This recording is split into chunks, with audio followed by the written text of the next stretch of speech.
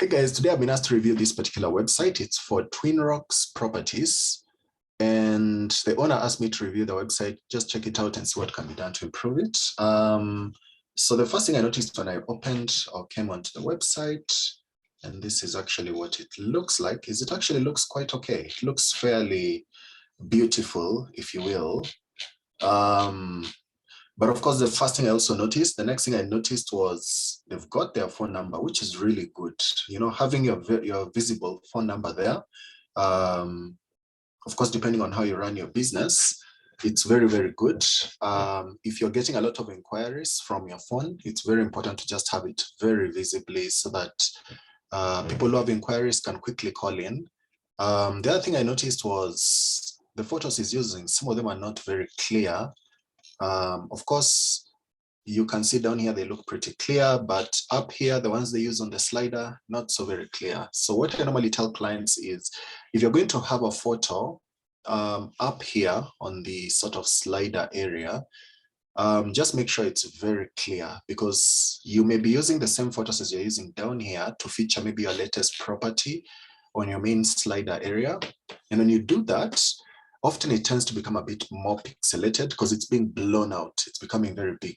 So this is something very, well, simple, because you just make sure you have very clear photos. And then when you're uploading on the website, of course, when you upload, we always compress the photos, but you don't compress it too much. And then, of course, you just set that as a featured image or whatever it is you're using on your slider, and that will take care of that. So yeah, so let's just go to one of the properties.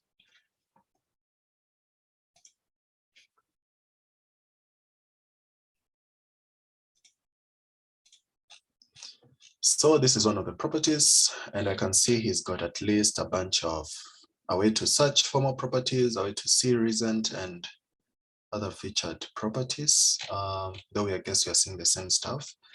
And then of course, in here we have your main listing and you have nice photos. Let's see if we can load them up. So this is very nice. I'm able to see the building, the inside. Not bad. At least the guy's done a good job taking a bunch of photos. I guess maybe you can make sure it covers all the rooms, because I don't think I saw the bedrooms. Just to make sure you capture all the photos nicely. And I can see has all the information. But what I'm not seeing is, okay, two things. The first thing I'm seeing is he's telling us to book today for viewing today. But if you're like me, sometimes you're looking at properties when you are at night, you know, during the off times. So, and if you're like me, maybe some people may be looking at this thing at 6 a.m. in the morning. They may not want to call that number, or they're looking at it late in the night. They may not want to call that number. So having a little like, oh, I've just seen it. I had completely missed it. The chat with us WhatsApp chat bubble. So I thought I would actually see it more on this side, because usually our eyes tend to move to this side, you know, and also making it a bit bigger with this icon being very big, the WhatsApp icon being very, very big. I think that will really improve it, because now you can be able to, people can be able to quickly see that thing, and they can send you a quick message on WhatsApp as well. So I think those are some of the little things you can do to improve, as well as I can see Google here doesn't work. So just making sure that maybe the property is properly put on the map and the map is actually working on Google. Yeah, and this is actually one of the things which, if you're doing marketing, I always find so weird. Why don't people put their faces? You know, the number one thing you can actually do if you're in real estate, or even if you're in any sort of marketing, is to put your face on the internet. I don't normally understand why people hide, you know.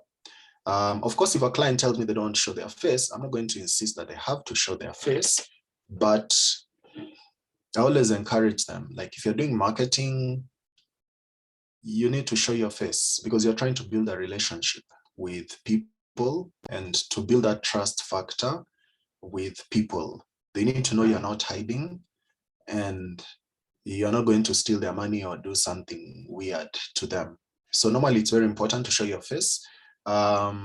If for nothing else, other than just the marketing side of it. And I think that's one of the things also I would encourage the owner of the company to do, even on their homepage. Because there's nowhere where they have like tried to personalize or tried to show me anything about them. You know, they're not trying to introduce me to them. Like on the property listings, we don't see them, because if you're on the property listing page, and this is if it were me and I'm trying to be aggressive with my marketing, I would probably have this photo of this person and the listing agent right here, right above, next to the property. No need to hide, you know, because if you have someone who you feel you can trust, look, this property, I'll probably find it on other real estate websites. Okay, I'll probably still find it on other websites. So the person I'll have the most loyalty to will probably be the person who seems like an expert, the person who seems open, honest. So this is a person game as well. I don't think it's just listings, just having a listing and that's it. Of course, having a listing is important because now you get people to come and look at the building and then they can decide very quickly. But if you build the brand around you as well, this person will probably also, and your list of inquiries in the past will probably also keep coming back to you as well, because they trust you to just look for them, maybe a house, an apartment, whatever it is. So yeah, so those are some of the things I would probably change on this particular website, and mostly focusing on that personal aspect, that branding of where you're not trying to hide. I mean, if I think of the people who I remember in real estate here in Kenya, I'm probably thinking of the lady on YouTube who does, I think, a TV show as well, the property lady. Yeah, I can see her face, you know, but that's the one who comes to my mind.